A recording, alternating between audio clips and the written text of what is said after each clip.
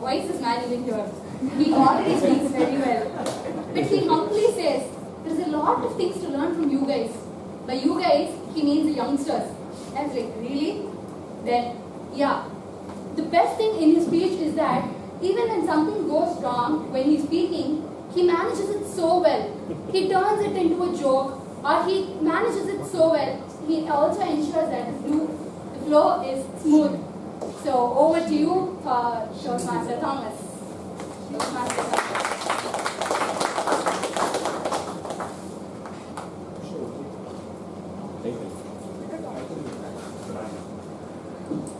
The title is brand. Brand. All the best. Brand. Good afternoon, charming, eloquent Toastmaster of the day, dressed so properly, my dear fellow Toastmasters, and welcome guests. To get you out of the clutches of the two Longfellows, version 1 and Longfellow version 2 is not easy. Therefore, permit me to start with a question, to get you out of it. What is a brand? What is a brand? Any suggestions? What is a brand? Stands for something. Stands for something. A representation of. It's a representation of something. It's a symbol. A label. What is a brand? Intangible asset. Status. Brand kind of status. Quality of Quality. Okay. Great thing is my ability that I could ask this question impromptu and I could get 7 great answers. All of them are right. Now consider this. In the mall, she walks past the Hammam, the Lux, and the Dove, each shouting, requesting, whispering, pick me up, and goes past and picks up that cake of hairs. She likes it. She's a responsible mother. Her mother had done this. When it comes to the smooth skin of the kid, nothing else will do. The glycerin, that peculiar smell, the shade, the transparency, that's a soap for kids. If you look at it, it happens all the time. The physicality of the product, the sensory perceptions, the smell, the color, the packaging, the logo, the name, its meaning, its phonetics, the imageries, the advertising, your expectations, your experience, all that rolled together is the brand. And the brand lives where? Where does the brand live? Your mind. The brand lives wonderful. The brand lives not in the shelves, but in the minds of the customers. Having said that, let's understand what a brand does. A brand does half a dozen things or more. A brand allows a choice. If you go back to 1880s, when America started drinking more soda than water, what did the people from Atlanta do? Those folks concocted, Toastmaster Arvind will bear me out, a concoction of caramel colored fizzy soda, and they called it something. It's now the real thing. The Coke bottle is unique. You shatter it, it breaks in a way no other bottle can. That is distinction, allowing you a choice in the middle of a cacophonic, kaleidoscopic, confusing range of products. That's what a brand is, unlike a commodity. Brands make promises.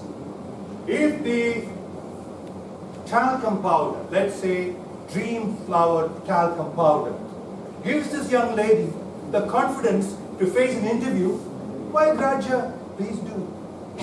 If an underprivileged youth, despite that, wants to be upwardly mobile and wants to get over an inferiority complex by wearing, let's say, 3.25, if it's ultimate 3.3 meters of raiment suit and feel the complete man, let him be. Brands allow you to feel fulfilled. That's a huge psychological benefit. 3, brands add value and power. A good brand gets you employees at lower cost. It gets you a premium. It gets you funding and investors at a lower cost. All of it is what? It's the margins. Brands are big time values. If you consider the Coke, Apple and Google together have brand value in excess of this great country, India's annual budget. These are big things. Make no mistake. More importantly, they add social value. And how? Through competition and forcing people to give better product performance and making them act responsibly. That's another way of adding value. What else? Brands are predictive. If you want to catch a certain, if you want to be at a certain meeting, you take jet, pay a little extra bit. You can avoid the previous trip so that you are sure. You go for an airline, low-cost airline, you're sure you won't get water. So you carry water. Predictability is a great tool. Lastly, brands are process driven. The only way you can be sure is when you have a purpose. Brands have clear purposes. Look at BMW. Here I'm sure we have a satisfied customer going to support my case. When BMW says the ultimate driving machine, how do they make sure it happens? It is not God's smithy.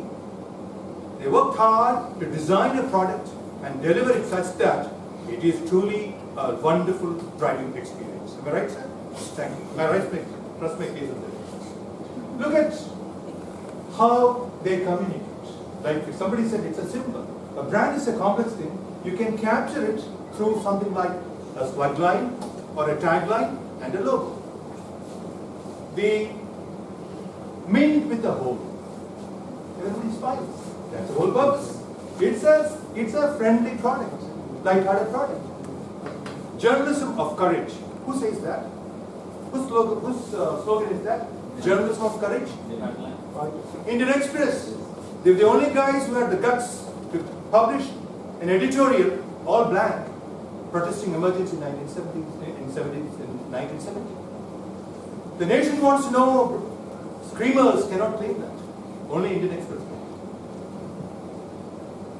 Unmistakably made. Who says that? Unmistakably made. Who says that? I thought this side would know. Bajaj Pulsar. It's so very clear. Why should boys have all the fun? Who says that? That's another brand. In other words, brands communicate to us. But friends, I must tell you something. Brands are deadly creatures. They are like war machines. They make sure what they step out to do, they do. Therefore, beware. That's for another day. Over to you, Shivali.